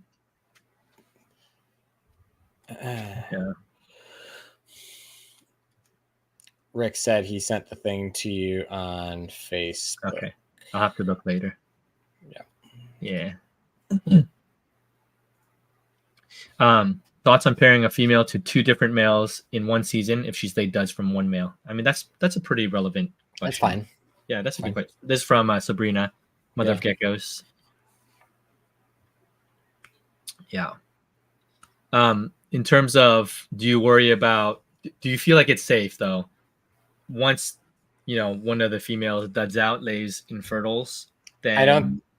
then I say, don't think from what like we saw with Pete's Planet, right? yeah. Like the way that she had talked about it too is, I don't think that you can be. I don't think that you can be. And this is a very good point. Like even like year over year, say you breed a female to one male last year and you breed it to a new male this year, you don't have 100% way of knowing that the new male's sperm is the one that's being that's fertilizing the eggs. You don't have like 100%, unless like you go and you breed it to a lily white or you breed it to a sable, Yeah, and and it's you can like, tell. okay, you're getting those that come out. Yeah, I mean, if you want to do two different, like Constantine saying, like do a very different thing, like swap a tricolor for a lily or swap a yellow for this or whatever it is. If it's like a big switch up, then that would help you. That would help know. But I don't think there's like, apart from doing that, like a big switch up, like a lily or something like that, to be 100% sure is, I don't think you could claim 100% accuracy. Got it. Unless you did like a very obvious switch up. So duds is not a 100% indicator. It is an indicator, but not a. It's not a concrete indicator. Not a foolproof one. Yeah. Yeah. Gotcha. How's the Sable market looking, AJ? I think it looks pretty good. I mean, I got a lot of people that are hitting me up, so I'm gonna put some available. Some of the first ones, they're probably like 4 or 5 grams. Some Sable lilies and some stuff. We'll see how they go. I know there's people that are chomping at the bit asking for them. So yeah, in terms of the desire for them, I feel like it's quite high still. But in terms of the price, it's probably lower than, I don't know, last season, obviously, right? But it's really interesting. Yeah, obviously the pricing's a little lower than last season. It's really interesting though, because if you look at fetal right now, you can buy a $400 Sable. It looks really crappy. Yeah, agreed. It's the same thing. You could buy a $20 lily white. It's going to look really bad. But also on fetal, you can buy a $5,000 Sable, and they look really good. It's really interesting in the Korean market how if something looks, basically it's either cheap or it's like ungodly expensive. It's either $5K or $500. Yeah, I mean that's kind of how it is, and I see that in a lot of other species too, like leechies and gargs, where it's like a garg is either $200 or it's $2K. There's like no middle ground that really sells. A lot of stuff doesn't really sell in the middle ground, but that's how I feel like the Sable market is, at least in Korea, and same with tricolors and stuff. Like go on, how many tricolors exist in Korea? A lot. There's still $5,000 to $10,000 animals selling in Korea. They're tricolors. Do they actually sell for that price? Yeah. Or they're listed that price, but do they actually sell that? Some of them do sell for sure. Yeah. They don't sell to the US, I don't think, but they sell in Korea. So it's really interesting that there's this giant disparity between kind of low quality and high quality as far as pricing. So I think you'll see that. That's kind of the way I'm going to approach pricing in the US. Is I'm going to try to match quality to pricing, but I also don't want to price gouge either. I don't want it to be, I'm probably not going to charge high Korea pricing. Yeah. But I'm also not selling. I haven't produced a single Sable that looks like the $400 Sables they're selling in Korea. Okay. So. And the point, and I feel like there's a good point to be made here, is that you can see the disparity is because people are breeding to really crappy base stock of animals versus high quality base stock. So you should still focus on high quality base stock of normals. So also high quality Sable producing offspring with a high quality normal. Yeah. Because even in the US, you see some of the Sables being bred are pretty low quality. Like even some of the US breeders that maybe had bought ones from Korea, like a lot of the stock is pretty poor quality.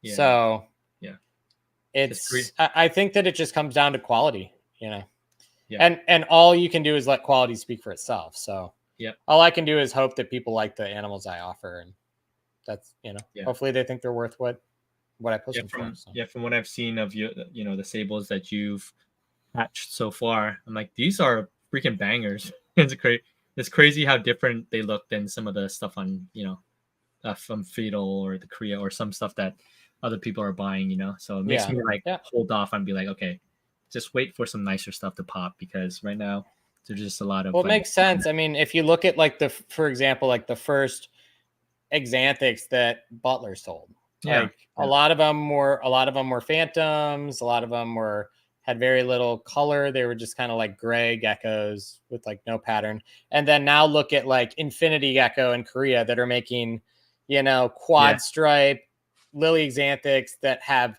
solid white backs with like no pattern on their back. It's just all white. Like, it takes time for a gene to be really cultivated and find its groove as to where you can go with it and the strengths you can play to it.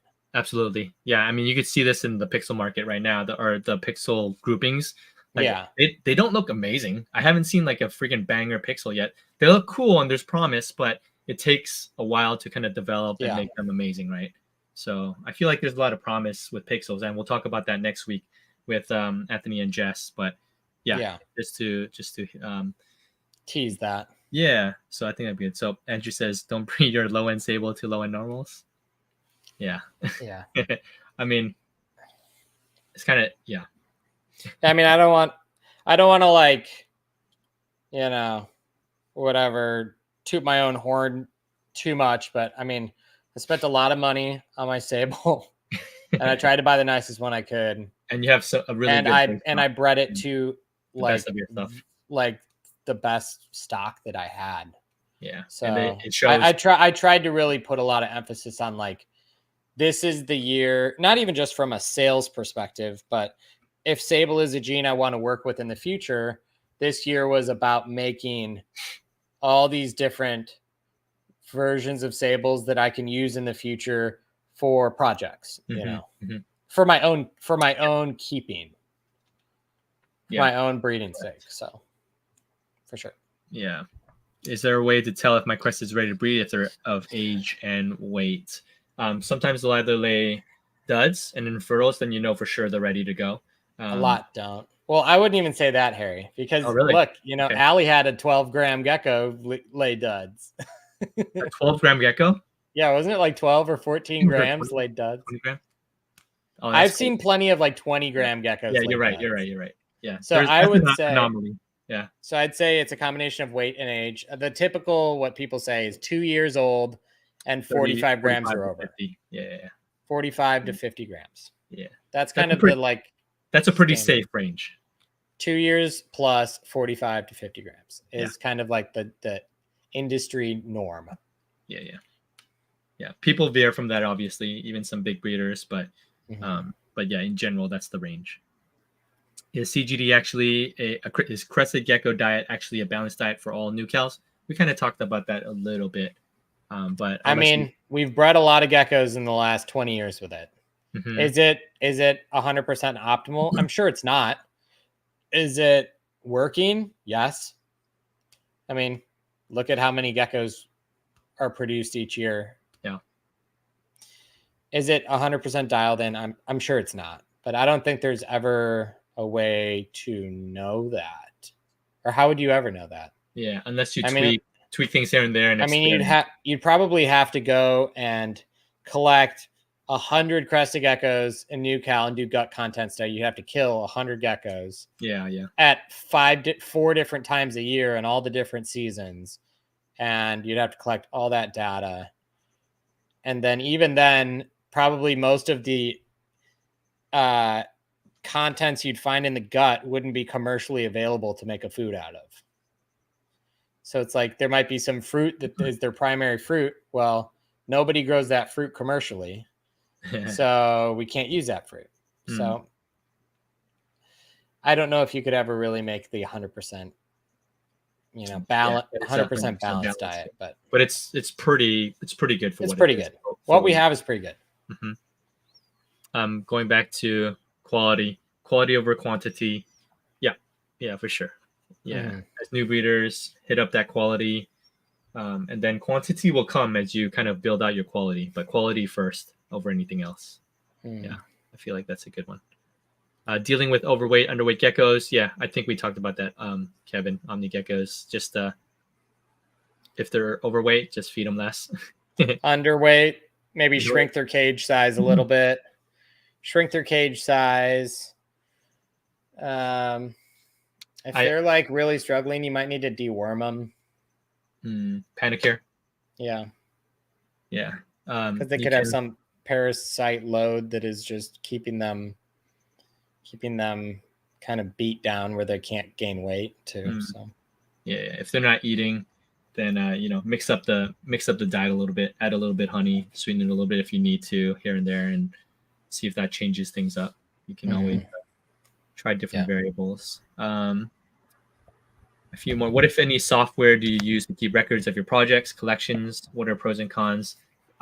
There is a software that's pretty big for snakes, right, AJ? Hatch. Hatch is called Hatch? Yeah, Hatch. that's what I think. Canova. I think that's Canova's app. Hatch. I think it's called Hatch or Clutch. Clutch is what it's called. Clutch. Okay, Clutch. Oops. I don't know where it's taking me, but I'm stopping it. Clutch. You and I don't use software. I just use, when I started, I use some Google Doc stuff. Yeah, I just use a Google Sheet. Yeah. So I use the Google Sheet. Google Sheets. Yeah. Eventually, I started using Apple Notes just because it's right here and it's really easy. So Apple Notes, I keep track of stuff. I keep track of when I buy something. I'll ask for parents and then parent pictures if they have it, and then I can easily pull it up anytime someone asks about it. You have photos in the notes too? Yeah. Yep. They're all photoed out. I didn't know if you could do that. Yeah, you could do videos too, but it just takes up space. I don't think it's clutch.com. Never mind. I won't show that one. But yeah. I think it's Clutch. I think it's like CLTCH. Clutch software.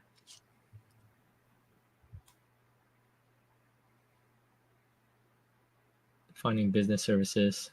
It's not all the way spelled out. There's no U. It's like CLTCH. I think that's what it is. But that's a ball python thing. Oh, okay. So here it is. There's also a store in Charlotte called CLTCH. There you go.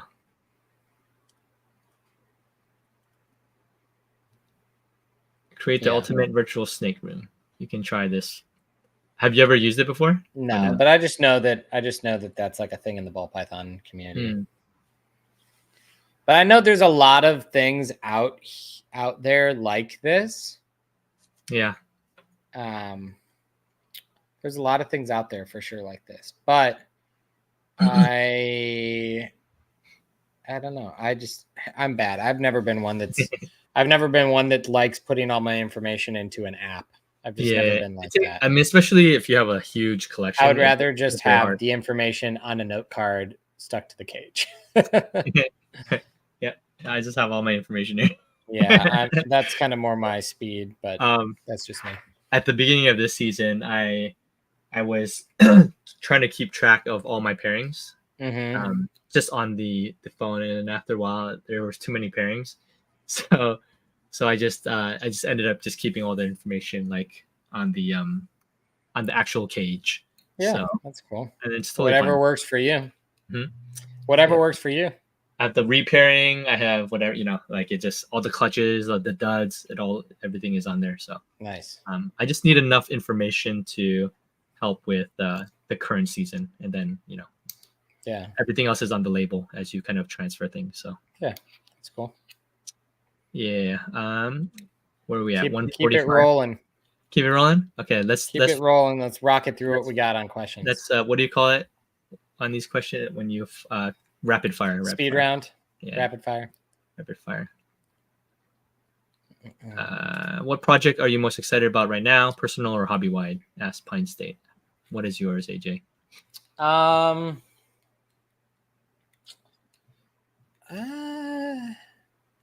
I mean, I would say the thing that is most interesting to me right now is Sable. Yeah. I think Sable, and then just in general, like high white harlequins. You know, like the stuff you like too, like high white harlequins, Your sables, and then frostline. But even just that look in general, even outside the frost line, even if it's from other folks too. Yeah. Like it's stuff's interesting to me. Yeah.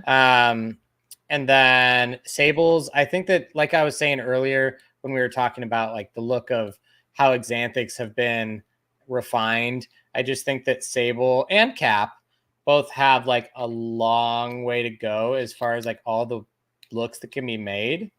And so I'm really excited about that. I'm also really excited about empty back. I think that a lot can be done with empty back and empty back combos.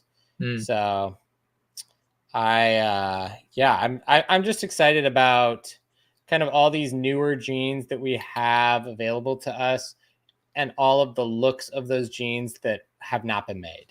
Yep. So yep. And Sable is one of the newer ones where you have a lot of there's still a lot to figure out in terms of what I've seen 3 yellow ones. Yeah. And how many sables have we seen? Thousands, hundreds, multiple hundreds. And we've seen 3 yellow ones. Yeah. We've seen like almost no red ones. Couple, maybe. Yeah. But I think you can make them. Yeah. Which is exciting. That's awesome. Yep. A lot of good. There's a lot of Sable Harleys, but not as many Sable Pinners. But it's there's a lot of variety you can mix and match into. For sure. What are the primary fruits that they eat in the wild? Do we know this? It depends. There's a couple different. There's some fruits that are not commercially available for sure. We'll do a food episode at one point, and then we'll kind of more deep dive into that. For sure. AJ knows a little bit more just because he's created some. I'm also just really tired, so I don't want to misspeak. We'll save that one. I did all my main research like 3 years ago, and I'm really tired. So AJ has his own food, but he knows he studied. Well, we'll talk about that next time. We'll fire them out. Let's just do. We're at 1:47, so we'll go 10 more minutes or so, AJ. Cool. Sounds good. Let you crash out. How's bee pollen a product and additive when honey exists? I know that they have different properties a little bit, and there's a little bit of different nutritional value, but I don't know enough to know why we do one or the other or both. That one I just. Well, I think that bee pollen in general, and again, this is me just speaking from what I think. Bee pollen in general is, even though there is pollen in honey to an extent, it is a concentrated form. And the thing about bee pollen that is valuable to a lot of people is it's got a lot of micronutrients in it. Yes. A lot of vitamins and minerals are present in bee pollen. So people almost use it as kind of like how people use spirulina or some of these, so-called superfoods, how they use chia seeds, different things where they kind of treat it as like this is kind of like a superfood. It's something that carries a lot of trace minerals and trace vitamin and vitamin content, and that's a way to get that into your diet. So I think that's why people use it that way. It's probably present in honey, but how much honey would you have to use to actually reach effective levels? That's probably a question. Yeah. So bee pollen's a little more concentrated with extra nutrients that are beneficial. And I'll say I don't put bee pollen in my foods. I just add a little bit, like a tiny bit, and I don't know if it helps or not. I just do it because I heard it one time. Yeah. But I know that it's good for humans when you put it on like your yogurt or something.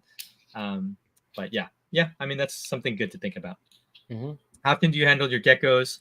How important is the temperament behavior for you?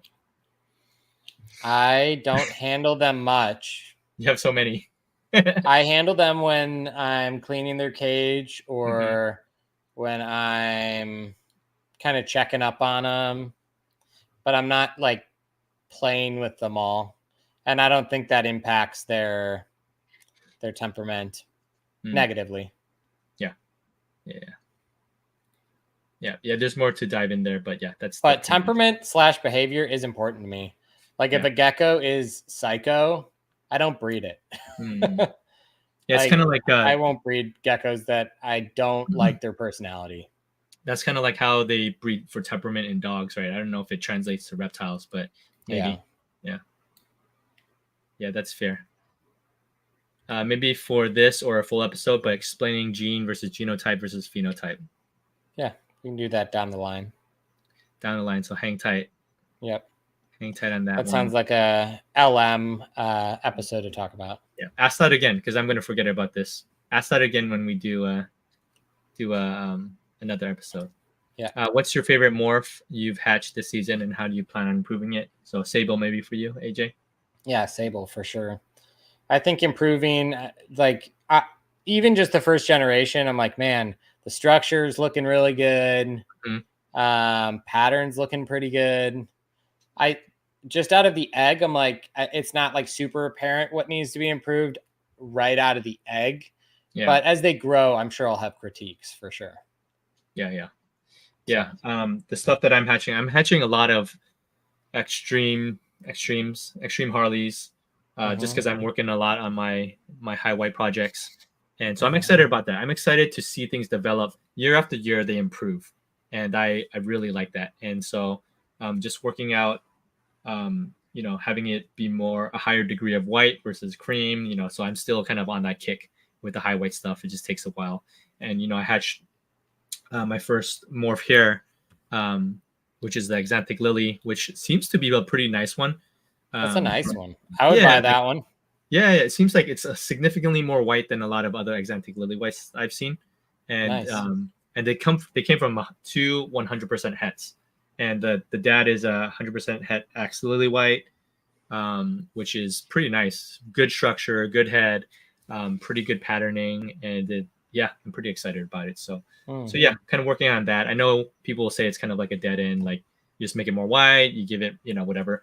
But I think just for myself personally, I feel like it's still exciting, even if it's isn't it common?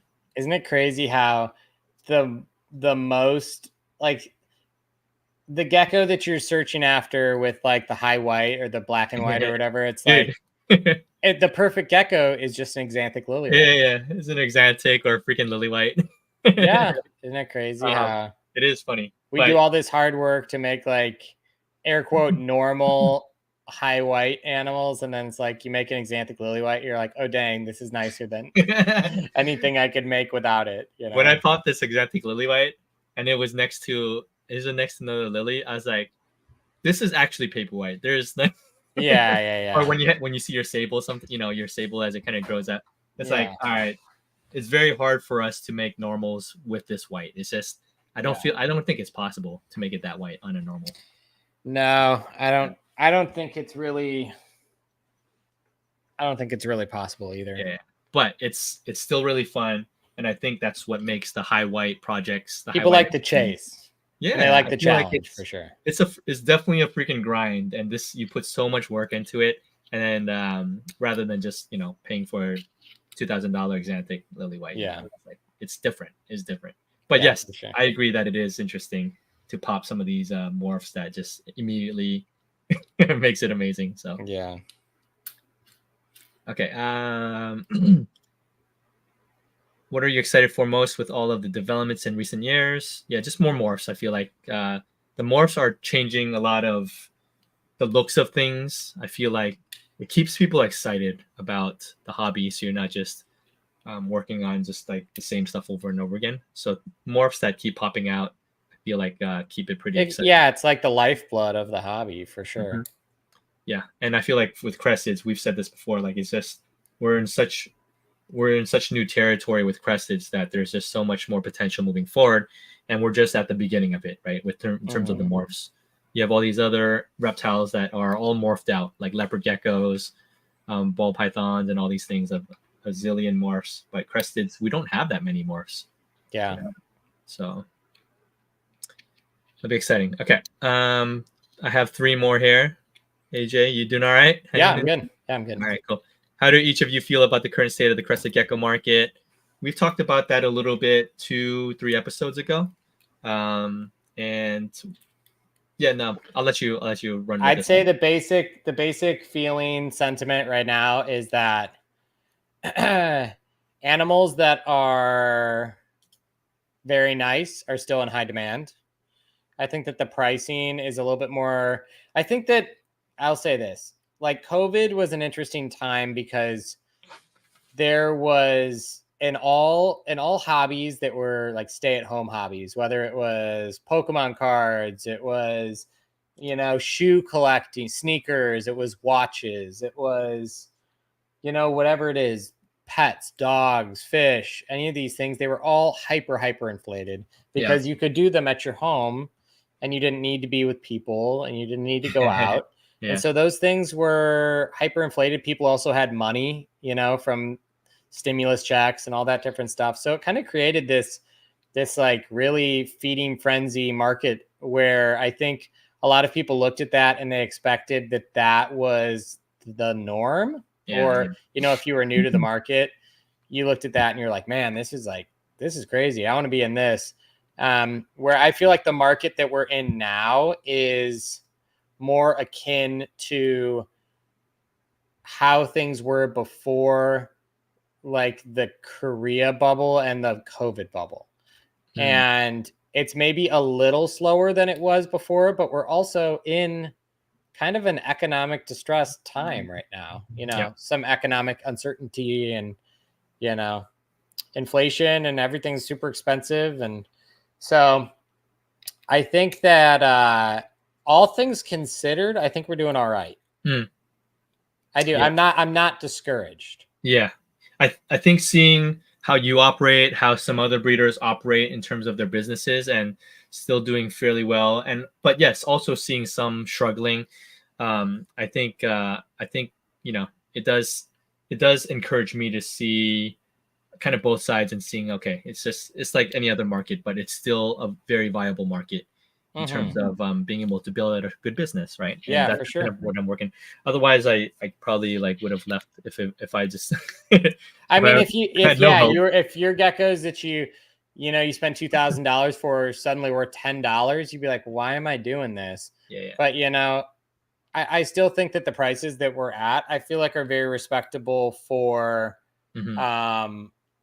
the effort and the time and everything that we put in. I think the pricing is still very respectable. So. Yeah. So don't get too discouraged. Like it will, things will swing back and forth, and you can still make amazing things. Yeah, for sure. Yeah. How close is Emily Burke White to Lily White Axe White? That one's for you since you have close. But it's more cream. Yeah, but it's close. It's pretty close. Yeah, and it's not all Emily Burke animals. You can't just say every Emily Burke animal is that white. They're not. But the best examples versus the best example, or versus an Axe Lily White, it's probably similar. Say an Axe Lily White's a 10 as far as like the color white, like especially when they're young, because a lot of those will kind of yellow as they age.